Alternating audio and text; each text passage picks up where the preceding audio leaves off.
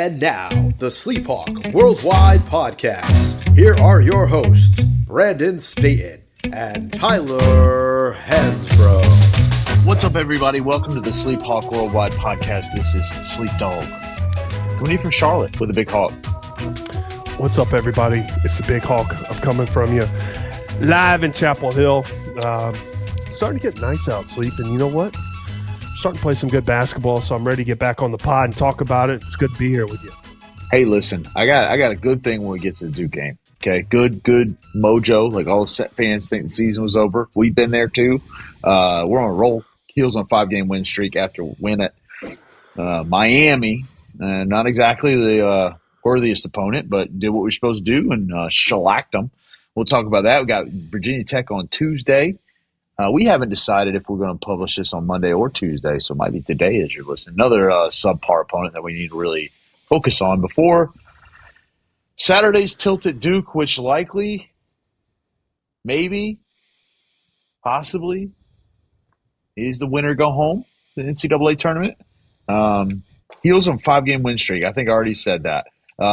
Hubert Davis signed a secret contract extension. We might talk about that. Jim Tanner, GM, might talk about that.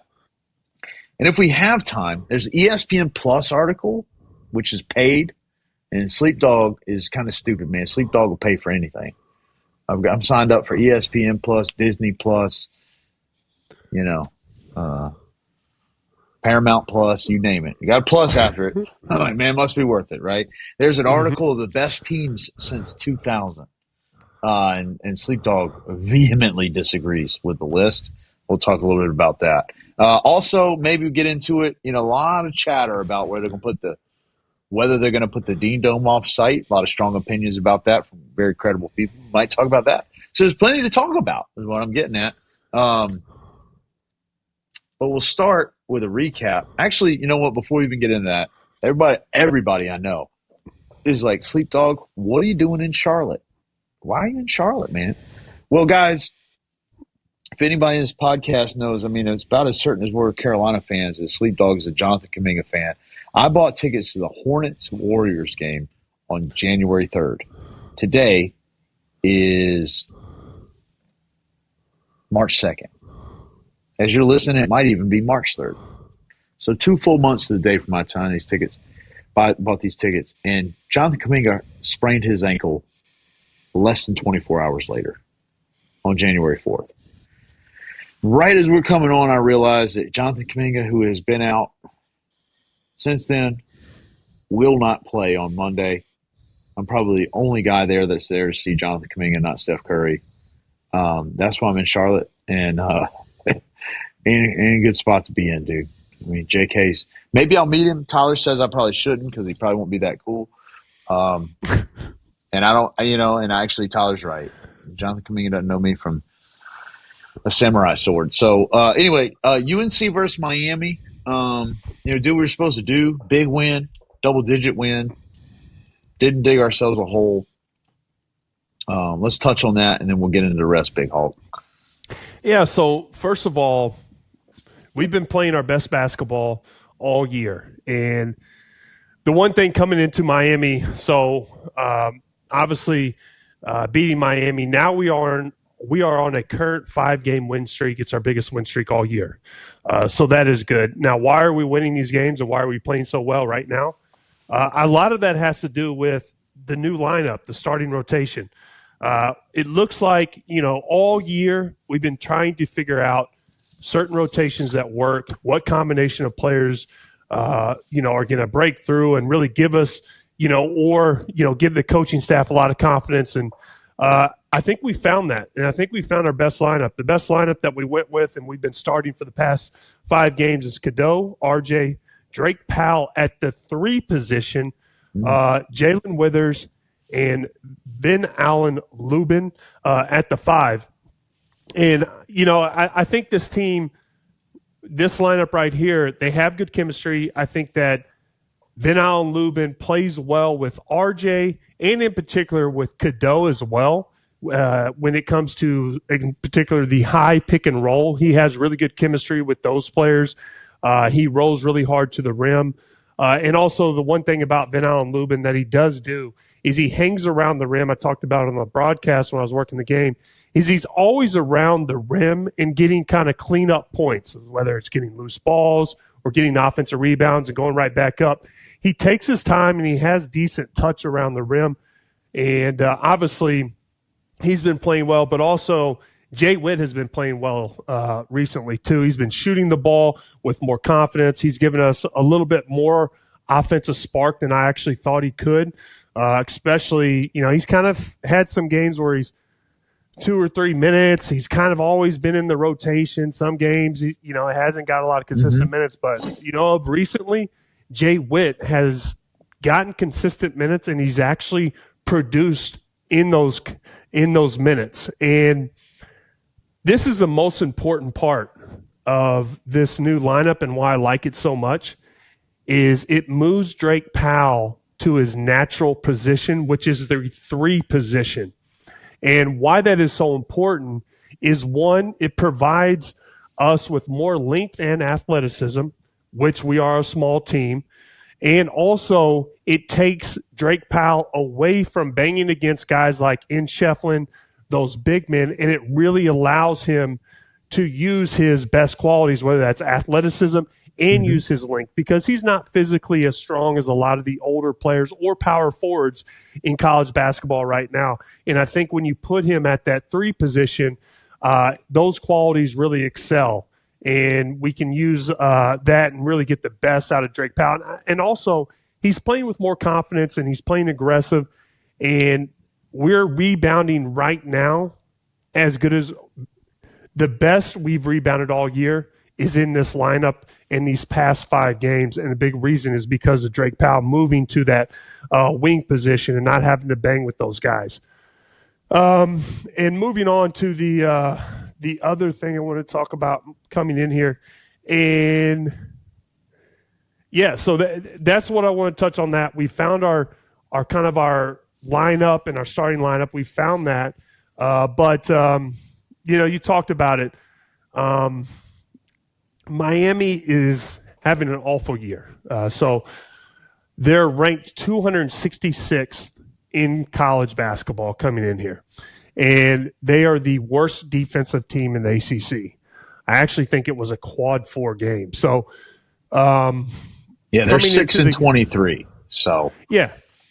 So, first of all, if anybody doesn't know and you've been sleeping under a rock, their head coach quit right around Christmas. He retired. So they went through a coaching change, which is a very difficult thing for a college program to go through. It really throws off some guys mentally.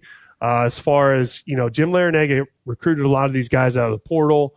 And, when a coach just leaves like that midseason and then you have to hand it over to another guy, it's not always the smoothest process. So, Miami's not in a good situation, but they do have, they have players that just haven't performed and they've been going through stuff.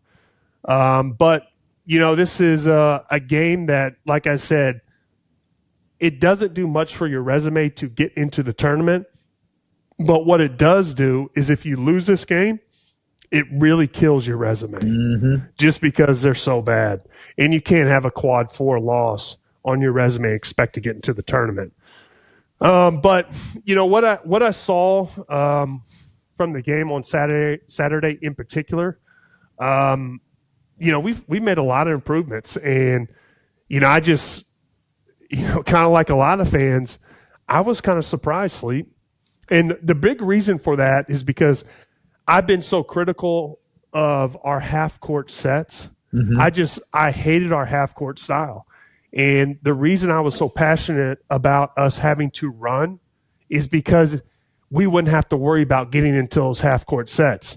And I just didn't think that we had the ability to run stuff and move the ball based off of what I was seeing to really get into the half court and really have guys have the proper movement to get us, the points that we need when we get a bucket.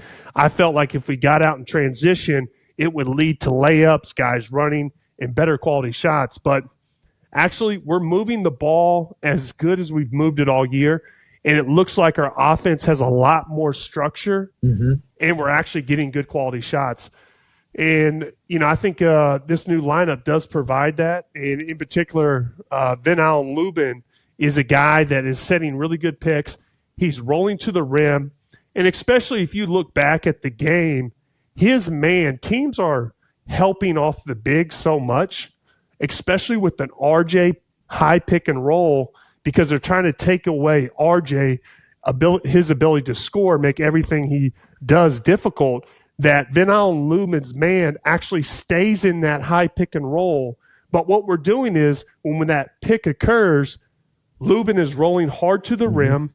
RJ is quick passing it to the wing. That wing is then making that entry pass right into the post to Lubin for an easy layup. We did that 3 or 4 times on Saturday, and I was surprised. I haven't seen the ball movement like that all year. I thought at some times you would see that high pick and roll, and it kind of felt like RJ was finding ways to navigate that and try to find his bucket. If it didn't have his shot, he would pass it to another guard, and they would do the same thing. It looks like we found more structure out of those high pick and rolls, and we're having better ball movement, which is great. But with that said, Sleep, I don't want to I'm being pretty positive here. Let's also keep in mind that this is the worst defensive team in the ACC and one of the worst defensive teams in college basketball. So it's kind of hard to get that barometer, but I want to give them credit. They played well. The energy was great in the Smith Center as well. The fans came out for an early game, so it was great. And Jay Witt's been playing unbelievable. Jalen Withers, I didn't think that he could shoot the ball as well as he's been shooting. He's really shot it well, and if we get that type of shooting from him, I think it changes a lot of things. We'll see if it's sustainable. I'm a little curious to see what happens going forward, but it's been good to see. And I think what we have to do, just talk about the tournament, because all Carolina fans, it's a big discussion right now. Are we in? Are we out? I still think we're on the outside. I think we've got to win at Virginia Tech on Tuesday. And, all I'll say about that is Virginia Tech's it's not having a great year, but we can't lose this game just because we can't have a bad loss on our resume right now. The only bad loss on our resume is Stanford. It's quad 3. And we can't have another one of those because it would kill our net ranking. And we win Virginia Tech. We get some more momentum. We come to the Smith Center. I've seen crazier things happen. That's all I'm going to say. We smacked the Dukies. In the Smith Center. Sleep. Whew. You win that game you're in right now. I think you win those 2 games We're taking our resume and we're throwing it at the committee. We're in. If we do that, we're in. And the last thing I want to touch on, and I do like the plus-minus stat, in particular when it backs up a big argument that you have. So I couldn't find the plus-minus stat on Drake Powell coming in after the Miami game, but coming into the Miami game, Drake's Powell's plus-minus stat prior to the game for the last 4 games, plus 56. That's pretty good. Yeah. And that just shows you that moving him to his natural position was a good thing, and everyone's benefiting from that when they're on the court with him. Yeah, that plus-minus stat is tough. It's good over time or over a period of time. And so you look at that and you look at how the Tar Heels have been playing over those games, and those line up very well. So I would argue that in that case, yeah, it's easy. Like that's everybody's favorite stat to justify. As a Jonathan Kuminga fan, I mean, I'll justify his plus-minus when it looks good, and when it doesn't, you kind of ignore it. But no, it does. It feels like it fits, and I think the plus-minus is a huge feel stat, right? If you're looking at something and you're trying to explain why it's happening, and the plus-minus generally tends to work. I mean, I think he's playing great. In the Miami game, it's like, you're playing a set of twin bed sheets on defense there, but you got 6 guys in double figures, and Cadeau had 9, right? So, I mean, look, the biggest thing for me when you're playing these subpar opponents is, are you going to go out and do what you're supposed to do? Then this is the quintessential game where, like, Carolina did what they're supposed to do. They win the game, high percentage from the floor, high percentage from 3, great rebounding. you like you said, they seem to address the advantage they have in pick and roll. Van Allen Lubin's 9 of 10 from the floor. I mean, so they spotted an advantage. They took advantage.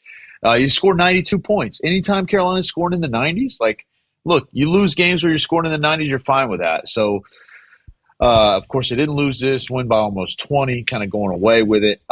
So, yeah, I think, look, if you're a Carolina fan in a season like we've had, you're on a roll now, you've won 5 straight. Look, you've got to win 6 straight, period. You should win your 6 straight against Virginia Tech. We always talk about this, how, that's why you play it, right? I think in a better season, this would be a trap game. In this season, I think it's not. I think the team understands everything it needs to do.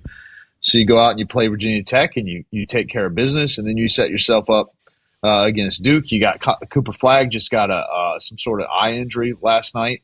Obviously, I hope he's okay because he's a great player. And even though I'm a Carolina fan, you got to acknowledge when you see a player like him come through college basketball. I don't know how serious that injury is, but as we set the stage for that game, I mean, if you get on a 6-game streak, I guess my question is, and I hate to the only reason I'm even asking this is because this is a podcast. You know what I mean? And you got to have conversation about if scenarios. The simplest argument is you beat Virginia Tech and you go beat Duke, and then you put your resume on the desk and say, look here, let us in, right? But solely from the standpoint that this is a podcast and these are things you have to talk about, we're going to look past Virginia Tech because we understand that is death knell. You lose to Virginia Tech, it's all over. I don't care what happens at Duke. But assuming you win that game, as you should, got Duke at home. Win that game, I think we've got a hell of an argument. My question is, if you lose that game, and if you lose that game close, right, how do you think that Carolina looks in terms of – because we said it, what was it? 7 games ago, if we really kind of had Clemson and we had Duke left on the schedule. And we felt like we at least needed to win one of those 2 games. Well, we dropped the pretty bad one to Clemson, and the only chance we had left by our own argument was to beat Duke. And so my question is I guess ultimately is Duke a must-win game? So let's just run through the scenario. You're basing the fact we win in Virginia Tech. Now, is it a must-win situation against Duke? Correct. No, not in my mind. No, I do not believe that. And the reason I say that is because we're not expected to win against Duke. Duke is a contender. I would say right now they're number 1 seed. I think there's 4 number 1 seeds in college basketball right now. In my mind, it's clearly Auburn, Alabama, Houston, and Duke.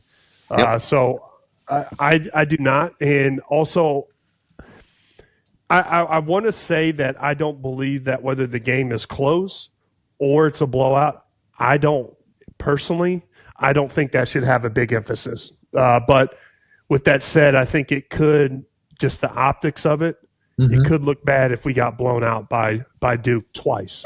Yeah. But Sleep, I want to touch on something that I forgot to mention. What we need to improve to beat Duke, and if I'm being very picky, I love what we're doing. And also, I want to give the team a lot of credit because even myself, I was very pissed off after the Clemson. I'll say this publicly. I didn't like the body language. I didn't think we played hard at times. This team didn't quit. They took – after that Clemson loss, we have been a different team. And we've battled through that. We've also battled through criticism from the outside. So I'll give this team credit. They're improving. They have not given in. And as bad as the season has been for the fans, and a lot of people have been critical, including myself, this team's getting better. And, hopefully we see that and we haven't already written this team off. So I'll just say what we need to do to beat Duke is we need to start the games better from a defensive perspective. And if you look at the game on Saturday, we allowed Miami to stay around the game because we were giving guys easy looks. And, the Johnson kid hit 2 3-pointers, and then he hit a third one, I think. And listen, that guy's a 26% three-point shooter. Yeah. And you can't allow guys to get open, easy looks, especially when you're scoring, because defensively, our rotations have to be better. I really feel like, there was, the defensive energy or the defensive pressure. We've got to start the game better with more defensive pressure. In our rotations, we can't, once we get into a scramble mode, what I mean by that is where the ball's just whipping around and guys are just flying around. Okay, you've got to have your rotations on point. You got to know where you're going whenever there's a help-to-helper situation, whenever a defender has to leave their man to give help to protect the rim. You got to have protection for that helper, and that comes from defensive rotations. They have to be on point against teams like Duke. So from a defensive perspective, we have a lot of work to do. And you've got to, as good as we've been recently rebounding, we've got to continue that. And that's going to be huge for this team just because we lack size. And listen, Duke is the lengthiest team in college. And so that's something that we're going to have to do. We're going to have to rebound by committee. But Sleep, I don't think that if we take care of business and lose to Duke, I don't think we're necessarily just going to say we're out of it. I think if we make a little bit of a run in the ACC tournament, I think that gives us a good chance of getting in. Right now, I would say, listen, Duke's in, obviously. Clemson's in. I will even say Louisville's in.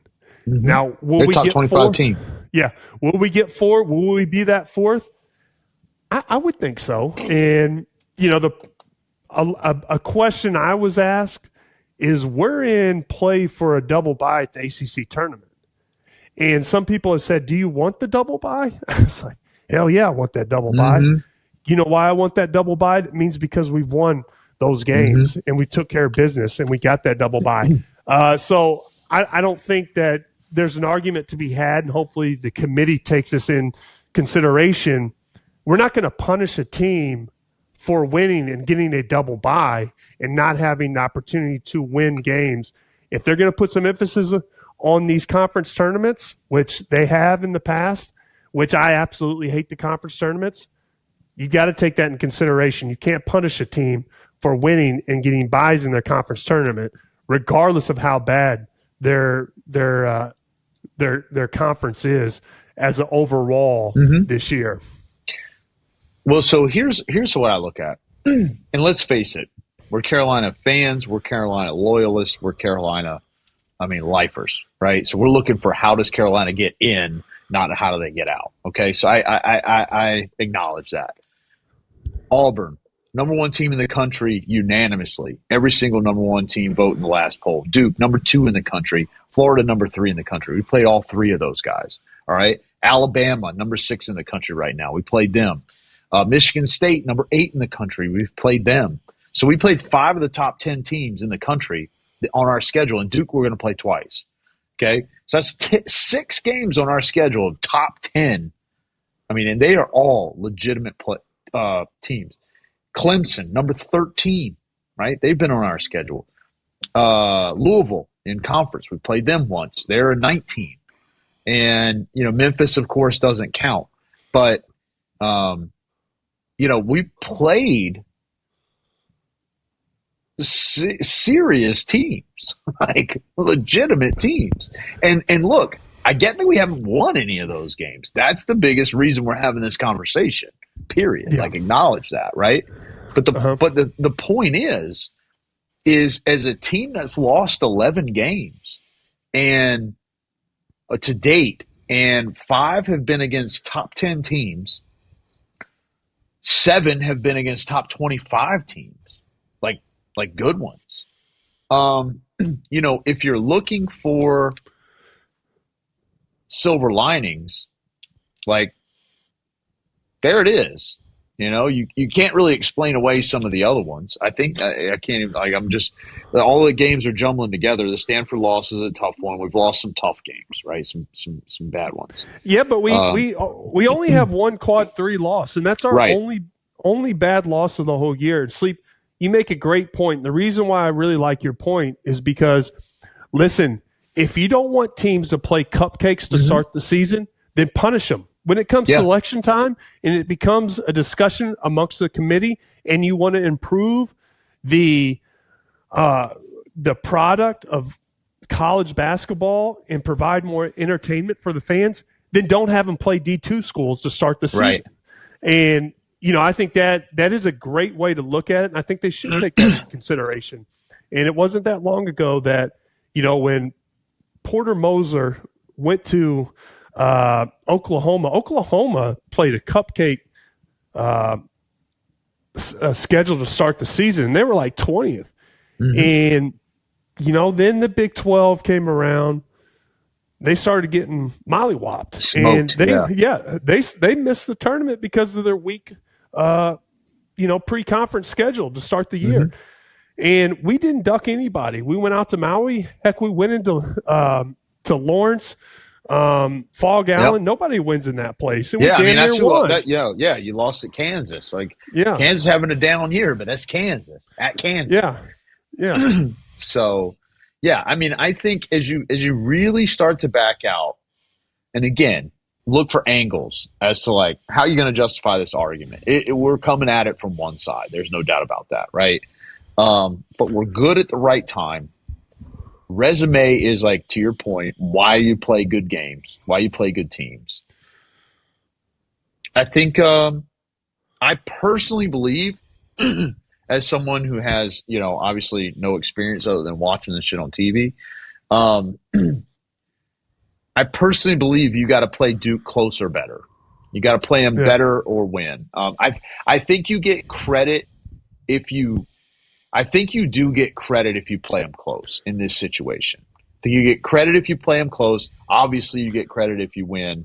I think if you lose by double digits, it gives the committee the ability to say, "Hey, that's why we're letting Kansas in," or "That's why we're letting in someone else." See, I told you they weren't good enough to play with good teams. That's just how my gut feel is about it, is that the human condition plays into the decision that ultimately gets made. But there's one way to solve it. I think if you beat Duke, you were in the tournament. And because that's 7 in a row. Again, flat out, we know we have to beat Virginia Tech.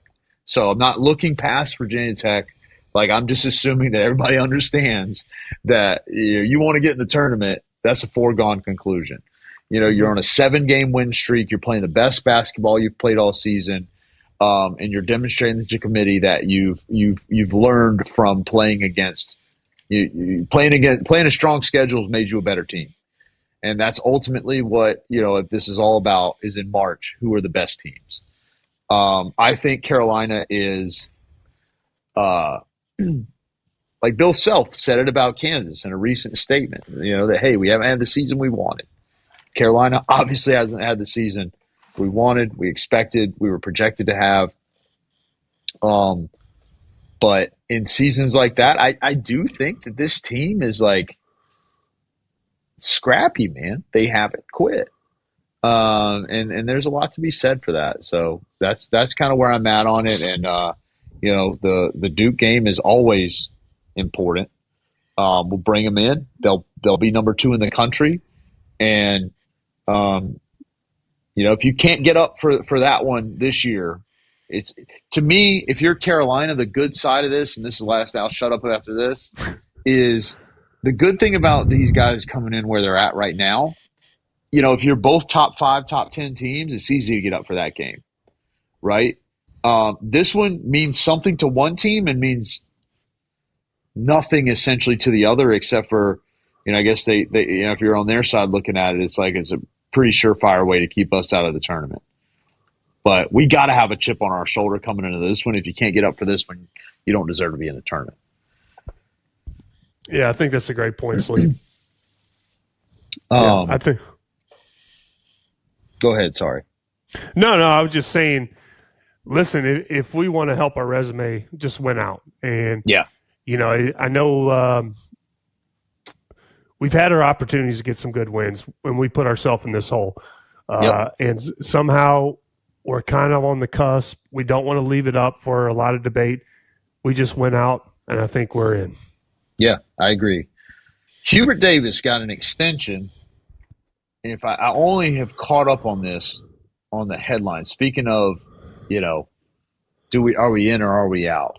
Extended through 2030. I think it caught a lot of people by surprise. The only thing that really caught me by surprise was the fact that apparently this was done for a while and nobody really – Carolina's master at keeping a secret.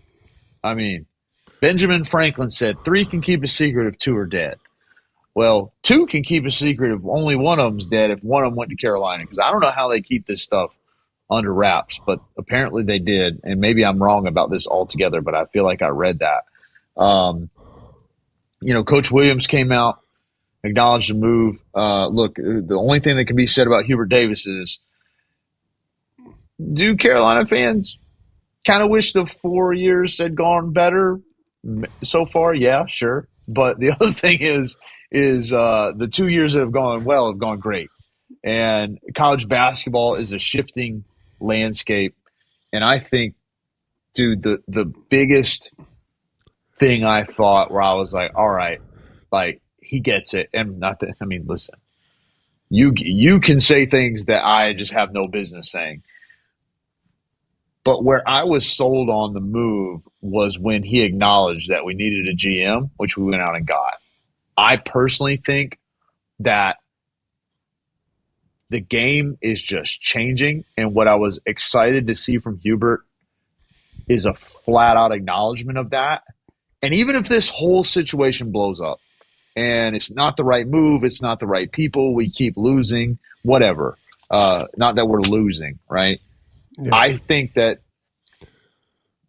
as a fan, having the leader of the basketball program acknowledge that, hey, man, we can't just keep doing it the way that we've always done it, to me is an acknowledgement that's super important. And I think that that's the right move. I think you can't win in college basketball anymore unless you buy into what college basketball has become in college football and college sports at large, which is, look, money's involved now. Somebody's got to figure it out. Nobody's really got the playbook. And so you got to do what you think is best. And I think that's what bringing in the GM is. Yeah, and what I'll say on this whole situation, first of all, the extension was agreed upon in the summer. I don't know why they do this at UNC. It makes no sense. And you actually look at Bill Belichick, and a lot of people haven't talked about this with this whole thing. That contract didn't get signed for a while and left a lot of speculation, created a lot of rumors. Let's make it easy on ourselves, okay?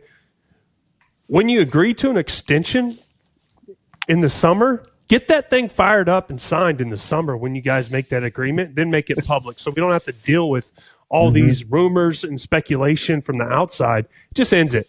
We kind of, we played ourselves on that one. Yeah.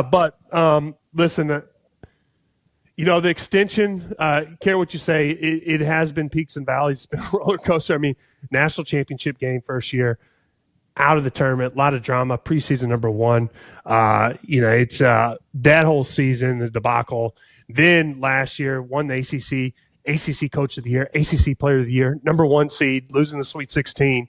And now things weren't going we're not having the year that we want. So, it's, a lot of fans, Carolina fans, man, hey, that's what part of the job is. You got to be able to handle this criticism. If you're going to play for a blue blood, every coach gets it. You can't let it bother you. But you know what? These extensions happen all the time. A lot of it has to do with recruiting as well, giving your recruits a little bit more confidence that you're going to be there. You're going to be the guy that's going to coach them. And, I think that's a good thing. If you're recruiting a guy, they want to know that you're going to be there at UNC when you get there. Yeah. So, I'm not sure what all the details of the contract are.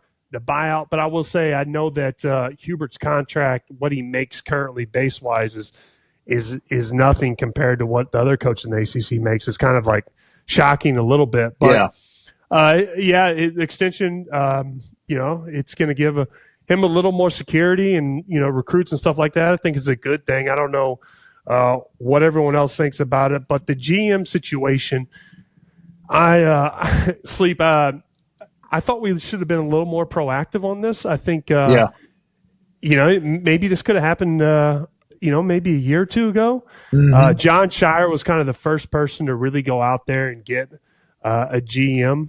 And what I think this does, and Syracuse actually recently just hired an NBA scout as part of like their portal. And, you look at some other coaches, Nate Oates, who's arguably been the best coach in college and totally flipped Alabama into a basketball. Calm down. It's kind of like it's been a basketball powerhouse. Let's not say it's a basketball school. Right. But I almost said it. But, you look at his staff, and when they played the Smith Center, I was like, what the? They probably had 15 to 20 coaches come out of that tunnel. And I was shocked. I was like, what is this? And I don't like that, but, it's just where it's at. And, I do think the GM hire, you've got to do something that allows coaches to coach and focus on the game. And you got to have somebody that's familiar with contracts, handling money, and knowing how to deal with salaries and stuff like that as this NIL era gets more complicated. I have a very good relationship with Jim Tanner because he was my agent. He's a great guy, Carolina guy. So I'm glad. I like to hear that from that aspect. And I think he has a passion for the community. I think he has a passion for UNC. So he has extra motivation to come in and really try to help with the portal. And, he has a lot of connections. And I do think that part of him as a GM, I think he's going to have like some more hires to be made that are going to help with the portal situation that maybe, evaluates the talent in the portal and see who's available. And I think, working with Tanner, then he'll be able to assess how we can get that guy money and how we can be competitive as far as what other schools are offering. And I think every school is kind of going through this right now in this new era, and they're trying to figure it out. But, it's a no-brainer in my opinion, and it allows coaches to focus on coaching the game and not have to do all this other stuff because, it's not their expertise. Yeah, I'm a fan. I don't know anything about anything I'm about to say, right? Like this is just a, armchair quarterback, sideline kind of fan situation. My assessment, however, for what it's worth, what little it's worth, is that, Carolina for a long time has been able to hang its hat on tradition, the program, those sorts of things. What I think is happening is that landscape is changing. I think society is changing. I think you see it more broadly in politics. You see it in business. You see it with the way new generations, the things that they care about. Kids don't care about Michael Jordan anymore. Not like, my generation, dude, if Michael Jordan called my cell phone, if I'm a college basketball recruit, I don't care where I'm going. Which Tyler's laughing because, if Michael Jordan called my cell phone and told me to jump out my 20th-story window right now, there's a decent chance I'd look down there and think about whether I could make it. But I just think my point is that they don't really value some of the things that we as a little older generation valued and think they should value, right? So, I keep going back to this kid that's going to BYU next year. He's a top recruit, and it's like, I laugh, but I'm like, man, I don't even know if that dude know who the coach was of that team. People, when we hired Bill Belichick, which was just like a meteor hitting Earth, right? Like, where did that come from? Everybody's like, oh, well, he's not going to be able to recruit. Well, buddy, he don't have to go in anybody's living room anymore. Like, he's going in the living room of the top 5 guys, not 5 stars. He's going in the living room of like the best players in the country if he wants to get it done. And so my point there is the game's changed, how you approach it has changed, how you land players has changed. Like, you need a strategy for that, and you have sort of a blueprint for it in terms of the professional leagues. So you got to treat it that way, whether you like it or not. And I felt like this was, even if it's late, even if it's later than it should have been, even if it's too late, right? It's an acknowledgement by Hubert Davis and by the program that, hey, this has changed and we have to play by a new set of rules. So I commend the decision, to roll the dice, because who knows if it's going to work. I mean, that's the other thing. I have no idea if this is the right coach, the right GM, the right strategy, the right whatever, but you got to try something. You know what I mean? And so hats off to the program for doing that. And I for what it's worth, I think it'll work out just fine. Other thing I want to get to, though, speaking of recruiting and getting good players, is a lot of chatter about whether or not they should move the Smith Center off campus. So we'll kind of end on that one, because I know, Coach Williams has come out about it. Big Hawk has some feelings about it. And again, as somebody that just is like, damn, I got to go to this game on a Tuesday night at 9:00. I got my own set of feelings about it, but I'm going to toss it over to you, Big Hawk. Give us a rundown of where all that conversation is and what your thoughts are on it. Yeah, so this has been a question I've been asked by a ton of fans, and everyone's asking me, so I knew it was kind of coming up on the horizon. But apparently the new chancellor has hired a group to really assess and see what it financially costs to build a new arena off campus, whatever, and what it could do, and all that stuff. So it kind of got that. That's where kind of all these rumors and everyone's own opinion kind of started. And I know Coach Williams just came out and he's pretty passionately against it. And he kind of talked about all the memories in the building, and it's moving off campus wasn't something that Coach Smith really envisioned when they built the Smith Center. So he's all for keeping it where it is right now and kind of doing some renovations. My own opinion, and I'll give my opinion right now, I'm against an off-campus arena.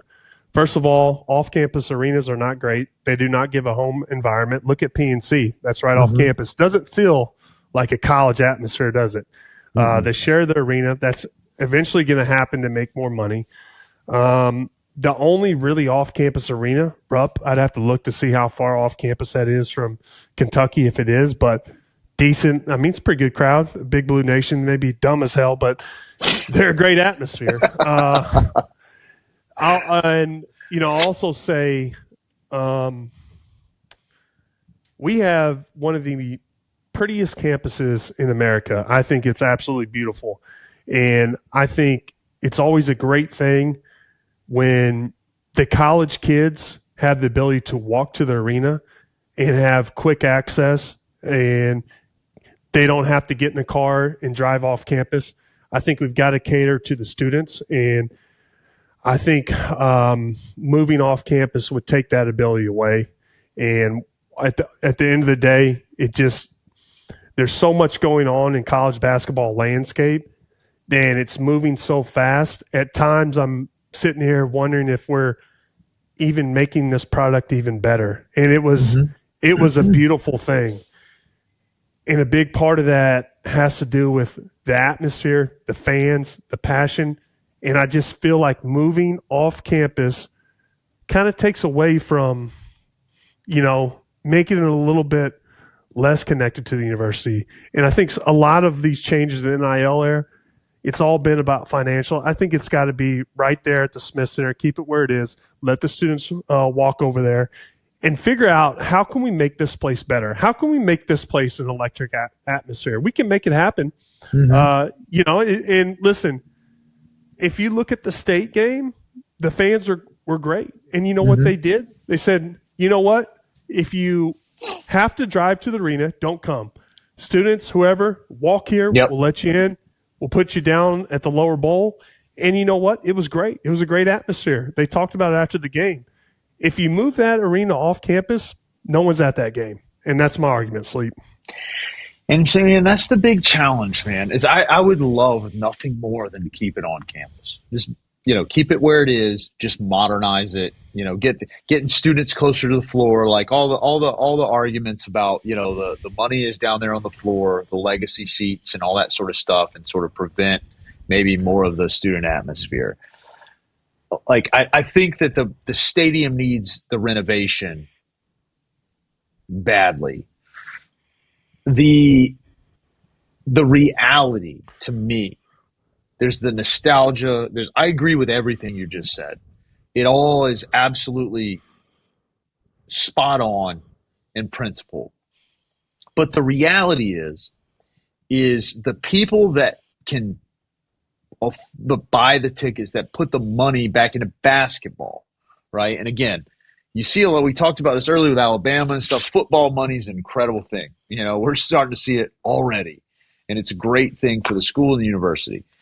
But at the end of the day, here's my point of view. I live in Raleigh. I'm 30, 40 minutes away from campus. Okay, if a game is at 7, 8, even worse, like 9 o'clock on a Wednesday night, the logistics of getting to the game and getting home from the game are such a challenge there that the practical and I think your most rabid fans are going to say, it doesn't matter. I'm going to get there no matter what, right? Like, and dude, believe me, I'm a Carolina fan. But if they're playing at 8 o'clock on a Tuesday night, I have a family, I have a young child. Like, it's very hard for me to get to the game, and to get home. I mean, it's a hey, you leave at 5, maybe 6 o'clock, and you literally get home at midnight. And I think that's, again, is that a valid argument? Maybe not. But like the truth is like people have to make decisions between their lives and their passion for the team and the game. And that's the challenge. I'm not saying there's a right answer or wrong answer to it, but like I'd buy season tickets in a heartbeat if I knew I could get to, and it's not like there's any need, like there's plenty of people that'll buy season tickets to these games. I'm just saying that I think part of the reason why the atmosphere is suboptimal is because it can be a challenge to get to those games. Logistically, there's one way in and one way out. So, I'm not trying to make an argument. I would love to see the place stay. But the reality is everybody can't parachute into the damn parking lot. There's one way in and one way out. And it's like, it's a nightmare to get in and out of there. So I think ultimately at the end of the day, I'd love to see them figure out, like, I don't know, how to build another road out of there or something. But that's the piece. And then there's just a limited resource of land. You talk about, a lot of chatter about like that Friday Center area, which for those that maybe aren't as familiar with the area, it's not on campus, but there's a bus route that runs right. To me, that's a lot closer than PNC, for example. I think that if they do make that decision to move it, I still think the logistics could be improved. Like, I think that there could be a very efficient way to shuttle students to and from that is easier than shuttling people from outside in. So I think that's the reason why it intrigues me as a fan is like, hey, you could move it a little off campus and I don't think you really damage the student experience too much. Is the walkability an issue? Absolutely. And that's the piece that like you got to struggle to keep. I'm 100% with you, man. Like if you can keep that, you got to keep it. I just don't know how. But that's from my standpoint, like logistically it is tough to get to those games. Even football is in the heart of campus, and so at least there are arteries to get to and from. I mean, the same is not true for basketball. So who knows? Sleep, I've got a question. Yeah. Would I parachute if I could? I know that answer. That's no. No chance. No chance. If they put that arena in your backyard, 9 p.m. on a Tuesday, are you going? My backyard, 100%. If I true story, dude, if I could get there, and this is real, like I'm being honest. Like I mean, Sleep Dog goes to sleep early, people, okay? But if I knew, especially like this is me as like a father, right? My kid's going to be 1 year old in the next 2 or 3 years. Like he's going to start, being able to go to these games and sit through about 10 minutes before he starts driving me crazy, throwing popcorn everywhere. But it's a big thing, man. Like I would go to every single game. I would make the commitment and go to every single game if I knew that it wasn't going to be like a 6-8 hour commitment, because the reality is like, as much as I wish I was at a point in life where I could just do that, like I just can't. You got school, you got work, you got all these things that are realistic. And like, if you have children, like you're not getting home at midnight with your kids. That's a special occasion. That is not every other week you're going to take them to the Carolina game. Truly. Yeah. So, and sleep, I run through that same dilemma. I hate 9 o'clock games. Just not a fan of them. East Coast 9 o'clock game, there's no excuse for it. Yeah. So that's why I asked.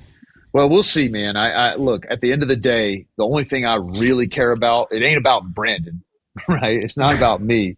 It's just about the program and the school. And it really, really, really, really, really is about the students. I mean, some of our best times were there. So whatever's best for them, I'll roll with. I'll keep complaining all the way in through the traffic, out of traffic, whatever, get there when I can. I just, my own 2 cents, that matters not at all, is, keep the students at the center of it. The reason I care so much about the need for sort of re-architecture of the whole situation is there's that side of it, but you got to get the students down near the court. I mean, that's what makes our program is they start as students, they become alumni, right?